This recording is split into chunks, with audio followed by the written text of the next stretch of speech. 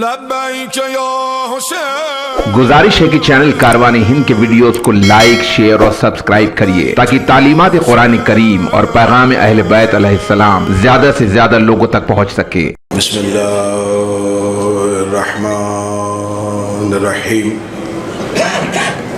الحمدللہ الذی جعلنا من المتمسکین بولایت امیر المؤمنین. اللہم ایک نعبد و ایک نستعین. الصلاة والسلام بتحیت والاکرام علی اشرف الانبیاء والمرسلین واولادہ طیبین الطاہرین المعصومین. ثم الصلاة والسلام علی الصدیقۃ المبارکہ الراضیۃ المرضیہ عالمۃ غیر معلمہ بنت القلم والنون وسر بین القاف والنون ودلیل ارادت کن فیکون وکتاب المکنون.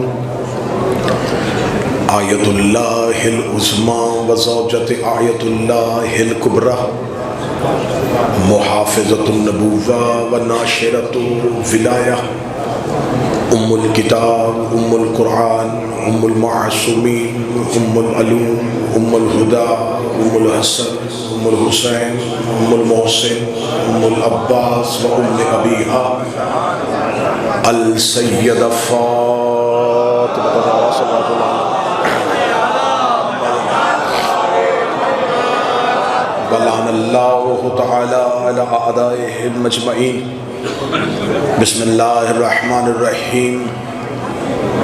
سبحان الذی اسریٰ بعبدہ اللیل من المسجد الحرام الی المسجد الاقصی. بلندر صلوات.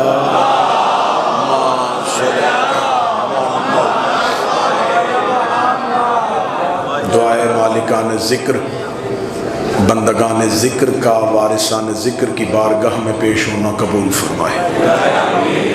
ایک ایک قدم جو صراط مستقیم پہ چلتا ہوا حسین ابن علی کی دہلیز تک جا رہا ہے، میرا مالک اس ایک ایک قدم کے حفظ لاتعداد نیکیاں آپ کے نامہ اعمال میں شمار فرمائے. موقف کاروان ہند جو حسین کے زائرین کی خدمت کر رہا ہے، کریمہ اہل بیت سرکار ولی العصر ان کی توفیقات خیر میں اضافہ فرمائے. ان کے تمام رضاکاران کی اس خدمت کو شہزادی اپنی بارگاہ میں منظور فرمائے. اجازت ہے ذکر شروع کیا جا سکے. آپ اس وقت اس رستے پہ چلتے ہوئے جا رہے ہیں جو علم کے کعبہ سے عشق کے کعبہ کی طرف جاتا ہے. بات شروع ہو چکی، ذہن آپ نے متوجہ رکھنے ہیں. میں پھر لفظ کہوں گا کہ آپ جس رستے پہ چلتے ہوئے جا رہے ہیں یہ علم کے کعبہ سے عشق کے کعبہ کی طرف جا رہا ہے. یہ باپ کے مزار سے بیٹے کی معراج تک جا رہا ہے. یہ مادیت سے معنویت کی طرف جا رہا ہے. اگلی سطر میں کہنے لگا ہوں جو قریب بیٹھے ہو، یہ خودی سے خدا کی طرف جا رہا ہے. یہ خودی سے خدا کی طرف جا رہا ہے. یہ جو آپ کے پاؤں جن رستوں سے گزرتے ہوئے جا رہے ہیں، درود سارے حضرات مل کے بلند آواز سے پڑھیں. بسم اللہ صلی علی محمد. بسم اللہ بسم اللہ سرکار. بسم اللہ. اللہم صلی علی محمد وآلہ. مولا کے خدمت گزار، مولا کے خدمتگار جناب میر حسن میر صاحب تشریف لے آئے، جناب نامدار صاحب تشریف لے آئے. یہ خودی سے خدا کی طرف کا سفر ہے. یہ علم کے کعبہ سے عشق کے کعبہ کی طرف سفر ہے. یہ بندہ صراط مستقیم پہ چلتا ہوا مالک یوم دین تک جا رہا ہے.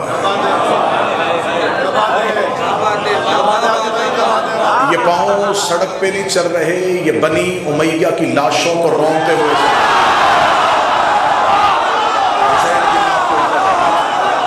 शहजादी कुरैन आपको इज्जत है।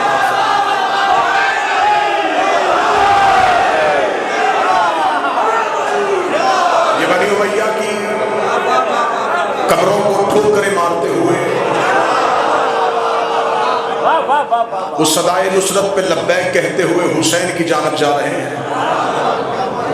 तुमने सिर्फ 9 लाख लेके हुसैन का रास्ता रोका था, आज ये लाखों हुसैन इब्न अली का साथ देने के लिए आए हैं। आज तो कब्र हुसैन की तरफ इतने पांव चल रहे हैं, लेकिन मुझे कहीं पता नहीं चल रहा वो जो 9 लाख कत्ले हुसैन करने के लिए आए थे, अगर तुम्हें ताकत का नशा था, तुम्हें इक़्तिदार का नशा था, तुम हुकूमत परस्त थे, तुम ये समझते थे कि नबी के बेटे के खून से अपने हाथों को रंगीन करने के बाद भी तुम्हारी हुकूमतों का तसलसल चल जाएगा, तुम्हारी हाकमियत कायम रहेगी, तुम ज़माने पर राज करोगे, तुम्हारी हुकूमत बाकी रहेगी। आओ आज ये लाखों करोड़ों हुसैन के आशिक, अब्बास के नौकर, अली अकबर के मातमी, अली असगर के आज़ादार तुम्हारी तरफ आ रहे हैं। आज हमें बताओ कि यजीद इब्न मुआविया की कब्र कहाँ है, मुझे बताओ उमर इब्न साद कहाँ है, मुझे बताओ हसीन इब्न नुमैर कहाँ है, मुझे बताओ वो जो लाखों कत्ल करने के लिए आए थे उनकी कब्रों के निशान मिट गए, वो अपनी कब्रों के जहन्नम का ईंधन बन गए। आज वो जो बड़े बड़े सिपा सलार, कोई बसरा से चला था, कोई कूफा से चला था, मुझे बताओ कहाँ है वो इब्न ज़ियाद, कहाँ है वो उमर इब्न साद, कहाँ है वो हसीन इब्न नबीर। अगर उनकी कब्रों का निशान कहीं नहीं पता, आओ मैं तुम्हें बताऊं हबीब की कब्र कहाँ है, जौन कहाँ सो रहा है, हुर कहाँ सो रहा है। और हुसैन इन हाथों को सलाम।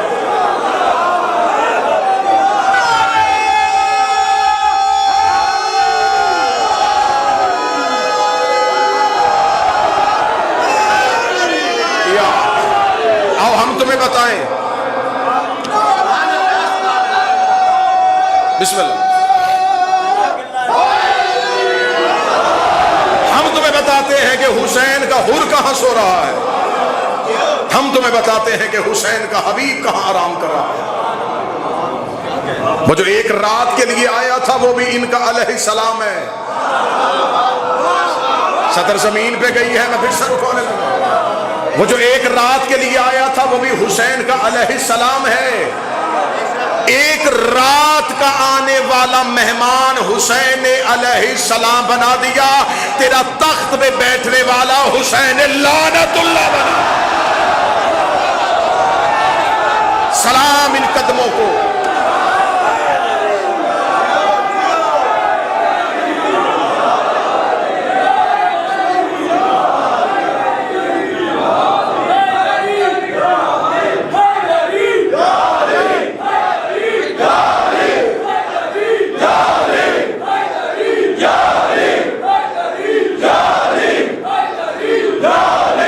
सारे मिलके आखिर तक हैदरी। हम क्यों पैदल चलते हैं कब्र हुसैन की तरफ? खिलकत इंसान में सबसे पहला जो काम है वो इंसान चलने की कोशिश करता है। लोग कहते हैं कि शायद ये पैदल चलना, ये 40 की वाग, ये हुसैन की कब्र की तरफ चलना, ये शियों ने कल्चर बनाया है। ये कल्चर नहीं है, ये इबादत है। हुसैन की कब्र पे चलने वाले, कदमों पे एतराज करने वालों, हज के दिनों में सफा और मरवा पे दौड़ना छोड़ो। हम तो बड़े इत्मीनान से चल रहे हैं, हम तो बड़े वकार से चल रहे हैं, हम तो रुकते हुए जा रहे हैं, हम तो सांस लेते हुए जा रहे हैं, हम तो एक दूसरे की खिदमत करते हुए जा रहे हैं। ये कदम आहिस्तगी के साथ, वकार के साथ, इत्मीनान के साथ, एहतराम के साथ, हमारी गर्दनों में कोई गरूर हुसैन ने ऐसा दिया है। हम करम की तलाश में जा रहे हैं, हम हुसैन की तरफ जा रहे हैं। हमारे दिलों को सुकून है, हम खर्च करके आए हैं। हमें न गर्मी की परवाह है, न प्यास की फिक्र है, न भूख का खतरा है। यहाँ पे हम अपनी पूरी दुनिया को रौंदते हुए हुसैन की तरफ जा रहे हैं। हुसैन के इस मातमी के چہرے کا وقار دیکھو. حج کے دنوں پہ صفا و مروہ پہ دوڑنے والوں, ہمیں بتاؤ صفا سے لے کے مروہ تک یہ چکر لگانے والے, نہ تیرے چہرے پہ اطمینان تھا, نہ تیری رفتار میں وقار تھی, نہ تیرے لہجے میں وہ کھن تھی, نہ وہ گرج تھی. آخر تیرا چہرہ اتنا گھبرایا ہوا کیوں تھا؟ آخر تیرے چہرے میں اتنی فکر کیوں تھی؟ اس لیے کہ تجھے خبر ہی نہیں تھی کہ تو کیا کر رہا ہے. تو نے یہ صفا و مروہ کے درمیان صحیح کی تھی, یہ کیوں کی تھی؟ کہتے یہاں ایک نبی کی ماں دوڑی تھی, نبی کی ماں دوڑی تھی, نبی کی ماں دوڑی تھی. اس کا مطلب ہے کوئی ماں بیٹا بچانے کے لیے دوڑے تو کیا اللہ قیامت تک کے لیے مسلمانوں پہ واجب کرے گا؟ اس کا مطلب ہے کہ وہ بیٹا بچانے کے لیے نہیں دوڑی تھی, وہ ایک حجت کو بچانے کے لیے دوڑی تھی. اور اچھی عورت حجت بچانے کے لیے دوڑے تو اللہ مسلمانوں پہ سنت بنا دیتا ہے. اور اگر کوئی عورت حجت کو لڑنے کے لیے آ جائے, وہ جتنے قدم چلی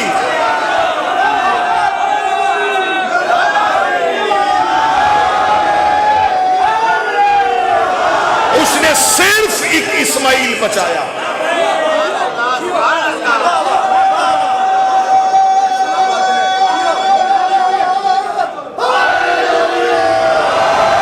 اس نے صرف ایک اسماعیل بچایا. جس نے صرف ایک اسماعیل بچایا اس کے قدموں پہ چلنے والے آج دوڑتے ہیں. یہاں ایک اسماعیل نہیں بچا, یہاں پورا دین بچا ہے. جب ہم کرتے ہیں تو اس کو ہم کیا لفظ کہتے ہیں؟ مشی کر رہے ہیں. قبلہ تشریف فرما ہے. اس مشی کرنے کو, اس چلنے پہ اعتراض کرنے والے, یہ 40 واق تو انہوں نے ابھی شروع کیا, اس سے پہلے یہ کیا پیدل چلنا کہاں عبادت ہوتا ہے؟ اور میں تمہیں بتاؤں کہ اللہ نے کب کس کو مشی کا حکم دیا تھا. موسیٰ کی ماں نے حضرت موسیٰ کو صندوق میں رکھ کے نیل کی لہروں کے حوالے کیا. سورہ مبارکہ طٰہٰ آیت کا نشان 40.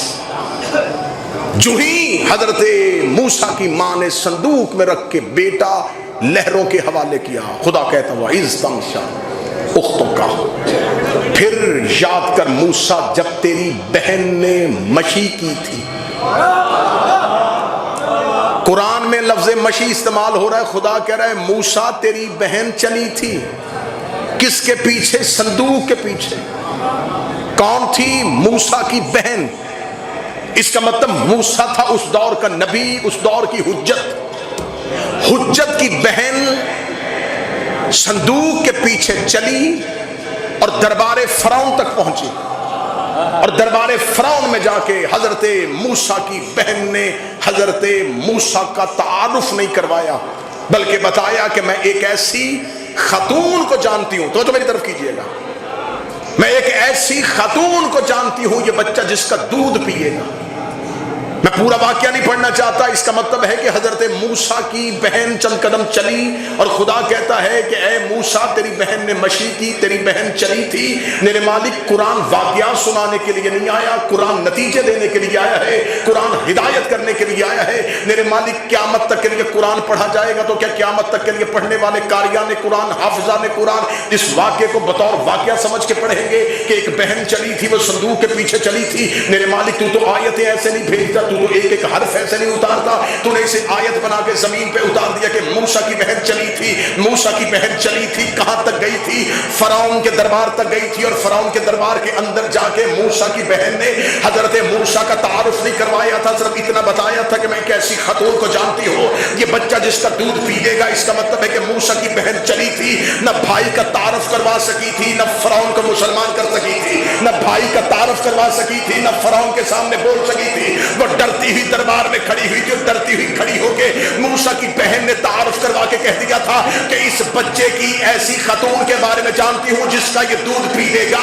اور صرف حضرت موسیٰ کی زندگی بچانے کے لیے وہ بہن گھر سے نکل کے فرعون کے دربار تک گئی, اور خدا نے اس کی مشی کرنا, اس کا پیدل چلنا اللہ نے قرآن میں آیت بنا کے رکھ دیا. میرے مالک تو نے واقعہ لکھا ہے, فرمایا واقعہ نے لکھا, مجھے کسی مستور کی فضیلت بتانی ہے کہ موسیٰ کی بہن چند قدم چل کے فرعون کے دربار میں گئی، نہ موسیٰ کا تعارف کروایا، نہ فرعون کو تخت سے اتارا، لیکن جب زینب بنت علی کربلا سے چلتی ہوئی شام کے محل تک پہنچی تو اس وقت بھی سب سے بڑا فرعون تخت میں بیٹھا ہوا تھا۔ بی بی نے جا کے حسین کا تعارف بھی کروایا، یزید کا تعارف بھی کروایا، اور بی بی نے دربار میں کھڑی ہو کے کہا میں حسین کی بہن ہوں اور تیرے باپ کو میں جانتی ہوں۔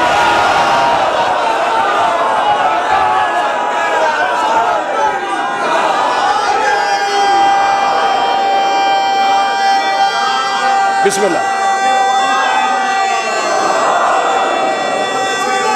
بسم اللہ،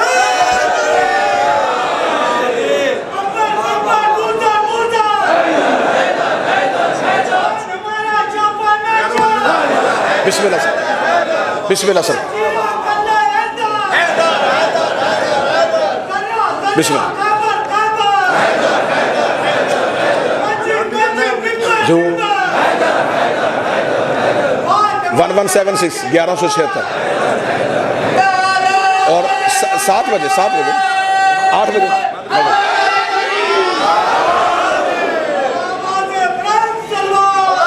اللہم صلی علی محمد وآل محمد۔ اور انشاءاللہ ایک ضروری اعلان، یہیں سے اسی رستے پہ چلتے ہوئے ایک منزل آئے گی، پول نمبر 1176 1176، موقب شہزادی ام البنین صلوات اللہ علیہ۔ میر صاحب وہاں خدمت کے لیے مامور ہیں، مالک ان کی خدمت کو قبول فرمائے، یہ سلسلہ ان کی نسلوں میں مسلسل فرمائے، ان کی نسلوں کو یہ اب میرا مالک یہ خدمت نصیب فرمائے۔ انشاءاللہ کل ٹھیک رات مغرب کے بعد 7:30 8 بجے کے قریب وہاں مجلس شروع ہو جائے گی اور وہاں بھی حاضری ہوگی۔ آپ تمام احباب جو چلیں گے یہیں سے چلتے ہوئے اس منزل کی جانب جائیں گے، یا جو پہنچ چکے ان کو اطلاع دیں، انشاءاللہ کل وہاں پہ مجلس ہوگی۔ چلی موسیٰ کی بہن، لیکن موسیٰ کا تعارف نہیں کروایا، لیکن جب حسین کی بہن شام پہنچی، میں فضائل پڑھنے لگا ہوں، 2 ہستیوں نے شام میں جا کے خطبہ دیا، ایک حسین کی بہن، ایک حسین کا بیٹا۔ میں فضائل پڑھ رہا ہوں، ایک سید الساجدین اور ایک شہزادی زینب، 2 ہستیوں نے شام میں جا کے تقریر کی ہے، ایک حسین کی بہن اور ایک حسین کا بیٹا۔ میں تقریریں نہیں پڑھنے لگا، میں خطبہ نہیں پڑھنے لگا، میر صاحب لفظ کہنے لگا، دونوں کے پورے خطبے پڑھ لو، دونوں کے خطبوں میں کیا فرق تھا۔ سجاد نے بتایا کہ ہم کون ہیں، زینب نے بتایا کہ تم کون ہو۔ اس سے اچھا جملہ نہیں کہا جا سکتا۔ مولا سجاد نے بتایا کہ ہم کون ہیں، اور علی کی بیٹی نے بتایا کہ تم کون۔ جاؤ جا کے دونوں خطبہ پڑھو۔ سید الساجدین نے اپنے خاندان کا تعارف کروایا اور علی کی بیٹی نے یزید کے خاندان کا تعارف کروایا۔ سجاد بتاتے رہے کہ ہم اہل بیت کون ہیں، زینب بتاتی رہی کہ تم بنی امیہ کون ہو۔ جملہ نہیں سمجھے تو میں اگلا آسان کر کے جملہ دوں، سجاد تولا پڑھتے رہے، زینب تبرہ پڑھتی رہے۔ علی کی بیٹی نے شام کے دربار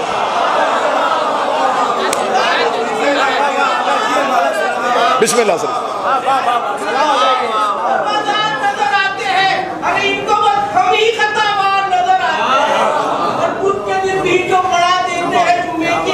بسم اللہ۔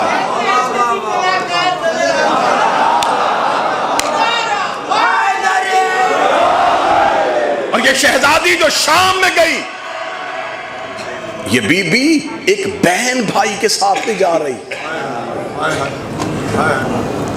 اتنا نہ گھٹایا جائے عالیہ کی محنت کو کہ ایک بہن تھی جو بھائی کے ساتھ چلی گئی تھی، بڑی محبت کرتی تھی۔ کربلا میں کردار عالیہ کا ہونا اتنا ضروری ہے جتنا قرآن میں سورہ حمد کا ہونا ضروری ہے۔ جو ہندوستان سے بیٹھے ہیں، جو اہل زبان ہیں، کربلا میں علی کی بیٹی کا ہونا اتنا ضروری ہے جتنا قرآن میں سورہ حمد کا ہونا ضروری ہے۔ جیسے سورہ حمد کے بغیر نماز نہیں ہوتی،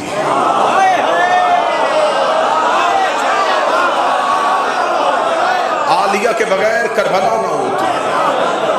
یہ بہن بھائی کے ساتھ نہیں آئی، شہزادی کربلا میں پہنچی ہے، یہ ہمارا پیدل چلنا اسی بی بی کی سنت ہے، اسی کی سیرت ہے، اسی کا طریقہ ہے۔ سلام کرنے لگا ہوں اگلے جملے پہ علی کی بیٹی کو۔ یہاں ایک بہن بھائی کے ساتھ نہیں گئی، بی بی اپنے منصب کے تحت گئی۔ کیا منصب تھا علی کی بیٹی کے پاس؟ کس رشتے اور کس ناطے کے ساتھ کربلا میں گئی ہے؟ جب شہزادی کا سلام کرتے ہو، شہزادی کی زیارت پڑھتے ہو، تو شہزادی کے القابات پڑھنا۔ شریکت الحسین لقب ہے میری شہزادی کا، شریکت الحسین۔ عام شیعہ سمجھتا ہے صرف اس لیے کہ امام حسین کے ساتھ سفر میں گئی تھی، یہ شریکت السفر نہیں، شریکت الحسین ہے۔ یہ حسین میں شریکہ ہے، صرف سفر میں نہیں، حسین میں شریک ہے۔ جب سے حسین ہے، جب سے حسین، تب سے شریکہ۔ اس کی ایکو بند کرنا یا گونج ختم کرنا۔ جب سے حسین، تب سے شریکہ۔ شریکت الحسین، حسین میں شرکت ہے اس کی۔ تو میں زمانے کو بتاؤں کہ حسین 3 شعبان سے ہے، کہہ دیتا میں حسین 3 شعبان سے، اگر رسول کی حدیث نہ ہوتی۔ حسین منی، جو محنت میں بولتے وہ ہاتھ اٹھانا۔ حسین مجھ سے ہے، اس کا مطلب جب سے رسول ہے تب سے حسین ہے، جب سے حسین ہے تب سے یہ شریکت الحسین ہے۔ تو پھر اگر ایک جذب اور ایک اڑان اور بھرنا چاہو تو کیا مطلب ہے کہ رسول 17 ربیع الاول سے ہے؟ اول ما خلق اللہ نوری، سب سے پہلے اللہ نے میرے نور کو خلق کیا۔ جب سے یہ نور ہے تب سے حسین ہے، جب سے حسین ہے تب سے شریکت الحسین۔ میری شہزادی کا لقب عالمہ غیر معلمہ، یہ لقب بی بی کو کسی شیعہ مولانا نے نہیں دیا، چوتھے امام نے بازار شام میں اپنی پھپھی کا تعارف کرواتے ہوئے کہا تھا کہ میری پھپھی عالمہ غیر معلمہ ہے، میری پھپھی وہ عالمہ ہے جس کا کوئی معلم نہیں ہے۔ آسان کر کے جملہ کہوں، ان پڑھوں کے گھر میں کوئی کہے کہ میں نے کسی سے نہیں پڑھا تو سمجھ آتا ہے۔ ہائے ہائے ہائے ہائے، ان پڑھوں کے گھر میں کوئی کہے کہ میں نے اپنے گھر میں کسی سے نہیں پڑھا تو سمجھ میں آتا ہے۔ جس گھر میں سارے ہی پڑھے ہوں اور کوئی اس گھر میں کہے کہ میں نے کسی سے نہیں پڑھا، جو ہاتھ نہیں اٹھا یہ علی کے گھر میں غیر معلمہ ہے، یہ باب علم کے گھر میں غیر معلمہ ہے۔ 5 سال یہ شہزادی پلی ہے رسول کی گود میں، رسول کے ہوتے ہوئے غیر معلمہ، علی کے ہوتے ہوئے غیر معلمہ۔ امام حسن، امام حسین، سید الساجدین، امام محمد باقر علیہ السلام، ان آئمہ کے ہوتے ہوئے غیر معلمہ۔ کتنی فضیلت ہے اسی ایک لقب میں، عالمہ و غیر معلمہ، جو اہل بیت کے گھر میں رہ کے بھی غیر معلمہ ہے۔ اگر ہضم کر سکو اور برداشت کر سکو تو میں عالمہ غیر معلمہ کا اپنے عقیدے میں اگلا ترجمہ کر دیتا ہوں، اللہ کی شاگردہ۔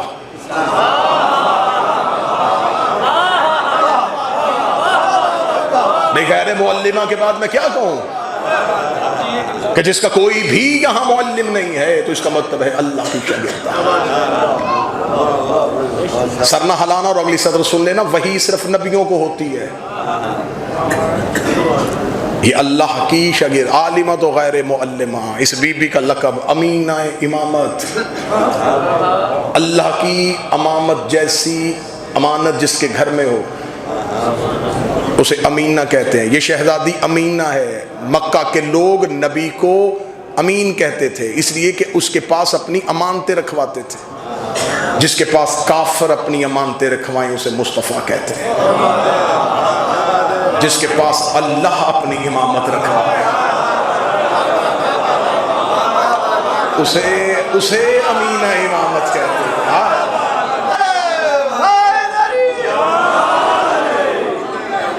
بسم اللہ سرکار۔ اس شہزادی کا کردار کربلا میں اپنے منصب، اپنے عہدے کی وجہ سے ہے۔ آؤ دیکھیں کیا عہدہ تھا علی کی بیٹی کے پاس،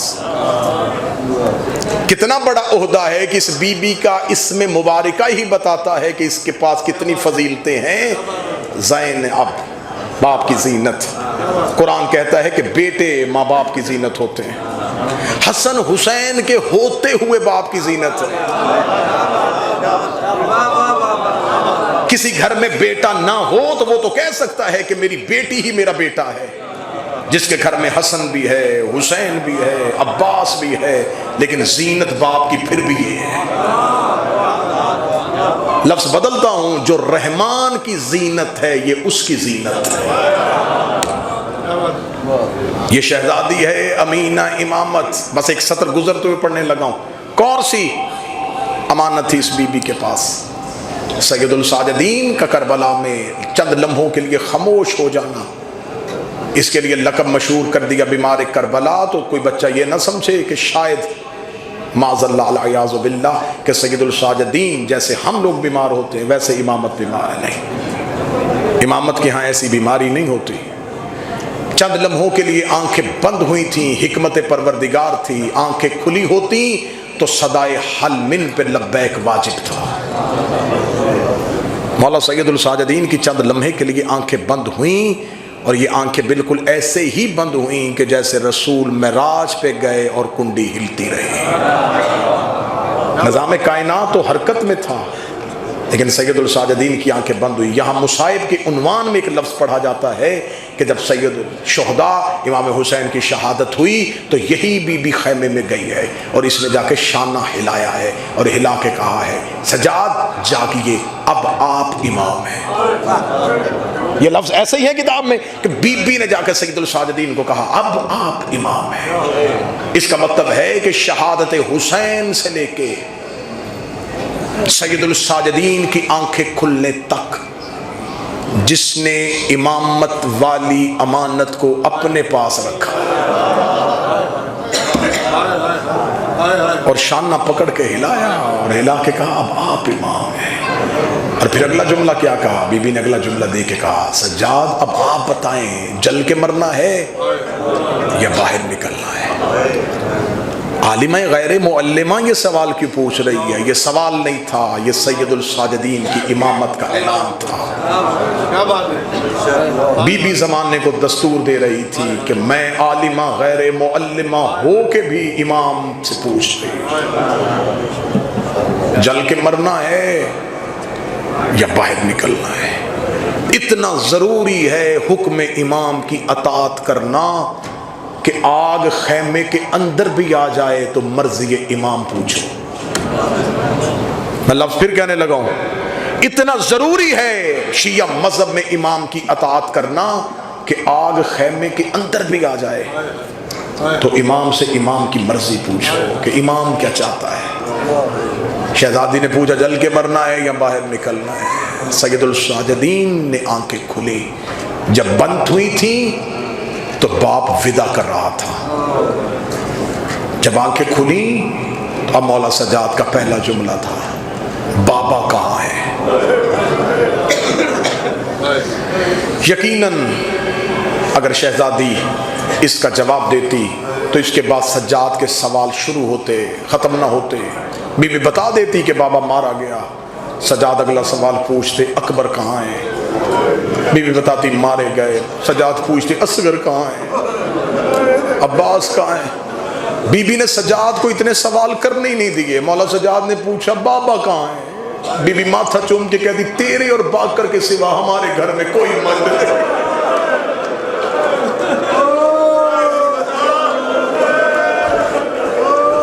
اللہ نہ کرے کسی ماں کو اپنے بچے کو یہ بتانا پڑے کہ میرے گھر میں تیرے سوا کوئی نہیں.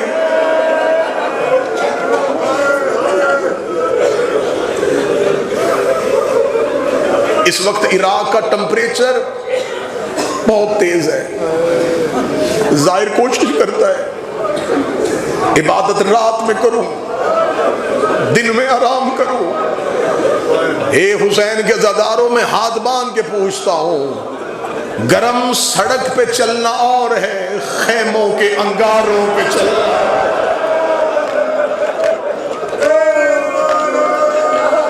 یہ کہاں پہ چلی ہے؟ یہ آگ پہ چلی ہے. آگ پہ چلتے ہوئے کہ سجاد تیرے اور باقر کے سوا میرے گھر میں کوئی مرد نہیں بچا. سجاد آگ قریب آ رہی ہے. سجاد جلدی بتا کیا کرنا ہے. مولا سجاد کی آواز ہے اماں اللہ نے عورت کو بال اس لیے لمبے دیے ہیں وقت مصیبت اپنے بالوں سے اپنا چہرہ چھپا لے. اگلا سوال سنو گے تو پوری مشی پہ گریا کرو گے. بی بی رو کے کہتی میرا چہرہ تو میرے بال چھپا لیں گے, میں بال کیسے چھپاؤں؟ اے میرا بیٹا سجاد بتا, چہرہ تو بال چھپا لیں گے, میرے بال کیسے چھپیں گے؟ اتنا جملہ کہنا تھا. اب سجاد کو باپ کی موت بھول گئی, اب سجاد کو اکبر کی برسی بھول گئی. سجاد اٹھ کے بیٹھے, کربلا کی ریت اٹھائی, ماں کے سر پہ ڈالی. اے گرد آلودہ چہروں سے قبر حسین کی طرف جانے والوں, اے بار بار اپنے چہرے سے ریت اور مٹی کو صاف کرنے والوں, سجاد نے کربلا کی ریت پھوپھی کے سر پہ ڈالی. خاک شفا کا برقع پہن کے علی کی بیٹی نے خیمہ چھوڑا. ایک ایک بی بی گزرتی گئی, سجاد خاک شفا کے برقعے پہناتے گئے. جس نے سینے پہ ہاتھ مارنا ہے, سب سے آخر میں ایک چھوٹی سی بچی آئی ہے, اس نے سجاد کے پاؤں پہ ہاتھ رکھے. رو کے کہتی میری مجبوری ہے, ان کے بال بڑے تھے, میرے بال چھوٹے ہیں, مجھے بتا میں چہرہ کیسے چھپاؤں؟ آواز آئی, سکینہ اپنے ہاتھوں سے اپنا چہرہ چھپا. شہزادی نے اپنے ہاتھ اپنے معصوم سے چہرے پہ رکھے. حسین کی بیٹی نے باپ کے بعد پہلی بار یتیمی والا قدم اپنے خیمے سے باہر نکالا. جس بندے کے سینے میں دل ہے حسین کے ظاہر ہو, شہزادی نے یتیمی کے بعد پہلا پاؤں خیمے سے باہر نکالا. چہرے پہ ہاتھ تھے, مقتل میں کبھی دائیں جا رہی تھی, کہیں بائیں جا رہی تھی. یا ایک کمینہ گھوڑا سوار قریب آیا, قریب آگے قدم, من انتے کس کی بیٹی ہے؟ روک دی, انا رقیہ بنت الحسین, میں حسین کی سکینہ ہوں. اگلا جملہ تم برداشت نہیں کرو گے. یہ ملعون گھوڑے سے اترا, اس کے ہاتھ کا وزن زیادہ تھا. حسین کی بیٹی ریت پہ گر گئی. رو کے کہتی بابا تیرے قاتل مجھے تماچے مار.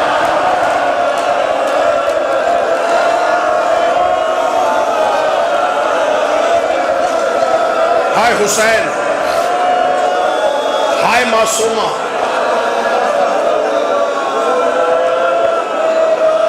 اللہ میر صاحب کے بیٹے جواد کی زبان میں اثر دے.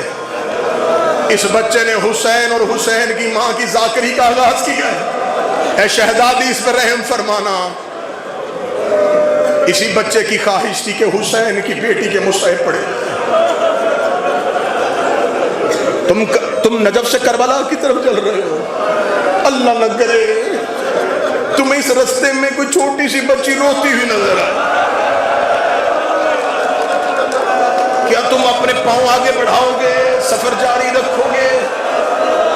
تم جا کے اس بچی سے پوچھو کیوں رو رہی ہو, وہ کہے گی کہ میں اپنے باپ کے ساتھ نجف سے چلی تھی, باپا رش میں گم ہو گیا ہے. لوگ سب سے پہلے کہیں گے رش ہٹاؤ بچی سہم گئی ہے, رش ہٹاؤ بچی سہم گئی ہے. پھر کوئی کہے گا کسی خاتون کو کھڑا کرو, وہ خاتون اس سے بات کرے, کیونکہ چھوٹی بچی گھبرائی ہوئی مردوں سے بات نہیں کرتی. قاتلوں کے مجمع میں 4 سال کی بچی کھڑی تھی, چاروں طرف سے ملعون پوچھ رہے تھے کس کی بیٹی ہے. کبھی کہتی عباس کی بھتیجی ہو, کبھی کہتی اکبر کی بہن ہو, کبھی کہتی اصغر کی بہن ہو. جب چاروں طرف سے کمینے کہہ کے مارتے رہے, جب کوئی بس نہ چلا, ریت پہ گر گئی. رو کے کہتی فاطمہ کی بیٹی ہے. انا بنت فاطمہ, میں فاطمہ کی بیٹی. کوئی حسین کے نوکر شام چلے گئے, کچھ کربلا آ گئے, منزل قریب ہو جائے گی تمہاری. جس کی قبر کو دیکھنے کے لیے تڑپ رہے ہو نا, ابھی راتیں ختم ہو جائیں گی, تمہیں تمہاری مراد مل جائے گی. کیا مراد ہے تمہاری؟ قبر حسین کو دیکھنا. آنکھیں کیسے ترس رہی ہیں, کس لیے؟ قبر حسین کو دیکھنے کے لیے. जैसे ही थके हुए पांव, टूटे हुए बदन, जागी हुई आंखें हुसैन के रोजे के मीनार देखेगी, तुम्हारा बदन फूल की तरह हो जाएगा, तुम्हें रास्ते की मुसाफिरत की थकन भूल जाएगी। क्यों? तुमने सिर्फ हुसैन के रोजे के मीनार देखे। 1400 साल के बाद आने वालों, तुम कब्र हुसैन के मीनार देखो तो तुम्हारी थकन खत्म हो जाती है। तुम कहते हो हमें हमारा मौला मिल गया, हमारी मुराद पूरी हो गई। इसका मतलब 1400 साल के बाद तुम्हें कब्र हुसैन के मीनार नजर आए, तुम्हारी थकावट खत्म हो जाती है। 10 मुहर्रम की बाबे से बिछड़ी थी, शाम के जिंदान पे रेत पे सर रख के रो रो के कहती सजाद कहीं बाबा नजर नहीं आ रहा। जब हुसैन के सर पे नजर पड़ी, सकीना रेत से तड़प के उठी।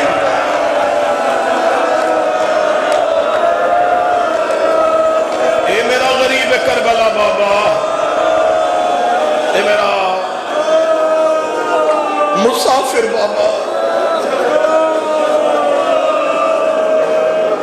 आखिरी 4 या 5 मिनट पढ़ूंगा, जिसकी आंख नम नहीं हुई कोशिश करना। यकीनन थके हुए इंसान मुश्किल से रोते हैं। तुम्हारा चलना इबादत, तुम्हारा सांस लेना इबादत, तुम्हारा रुकना इबादत। ये बदन हालत एहराम में है। मैं तुम्हें ज्यादा ज़हमत नहीं दूंगा, तुमने सफर करना है, तुमने चलना है। इंसान रो के थक जाता है। ये तो उसका हौसला था जो रोता भी रहा और 36 शहरों से गुजरता भी रहा। अभी तुम्हारा सफर बड़ा आसान है ज़ायरीन हुसैन। अभी तुम जा रहे हो, अभी तुम्हारी मंजिल दूर है, अभी तुम कब्र हुसैन की तरफ जा रहे हो। मैं बताता हूं तुम पे मुश्किल वक्त कब आएगा। जिस रात तुमने कब्र हुसैन से जाना है,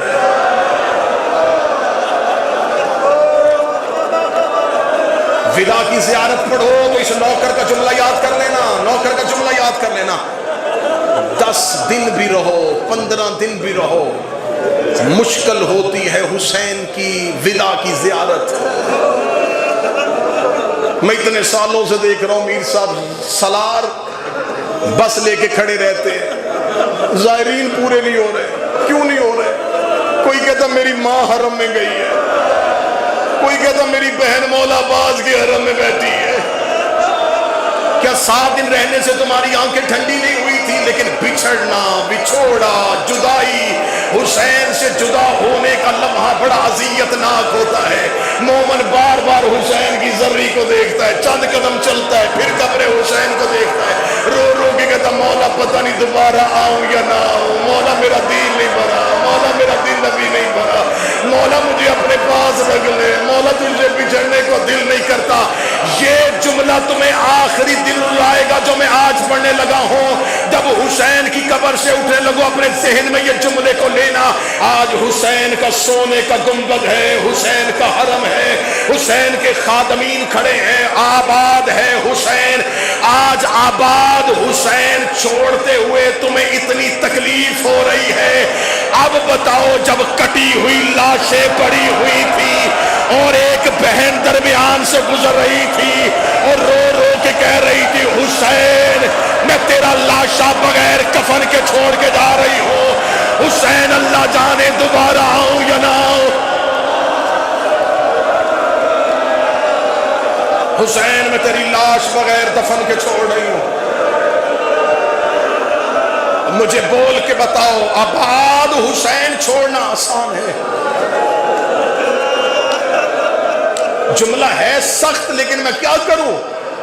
आबाद हुसैन छोड़ना आसान था या कटी हुई लाश छोड़ना आसान? कटी हुई लाशों के दरमियान से गुजर गई। मक्तल में भाई को देखा, अल्लाह न करे, अल्लाह न करे किसी बेटी को बाप की लाश से गुजर रही। सिसकियां लेती हुई सकीना बाप की लाश से गुजरी।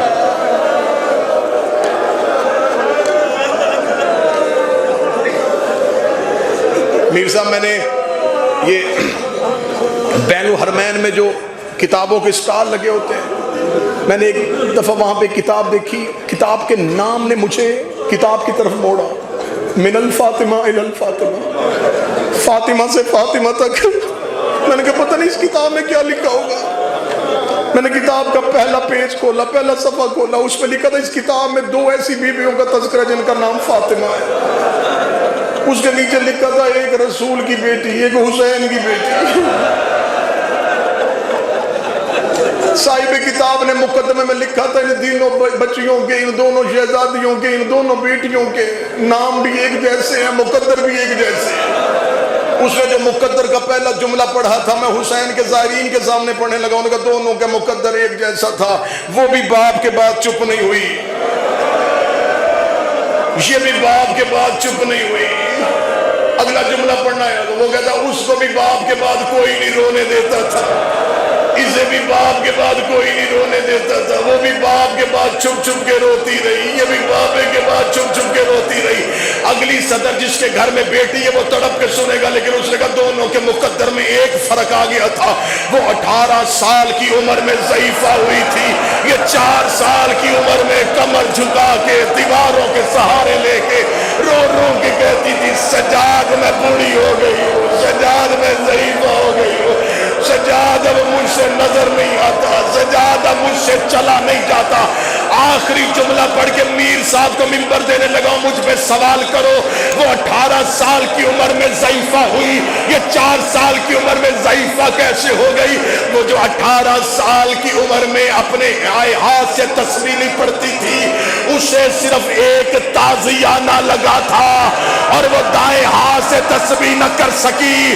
کربلا سے لے کے شام تک شمر کے ہاتھ میں لوہے کا تعزیہ نہ تھا، ہر موڑ پہ حسین کی بیٹی زمین پہ گرتی رو کے کہتی سجاد میری پسلیاں شہید ہو گئی، میرا چہرہ زخمی ہو گیا، میرے ہاتھ زخمی ہو گئے، میرے رخسار زخمی ہو گئے، سجاد میں سکینہ مر گئی، سجاد میں سکینہ قتل ہو گئی، سجاد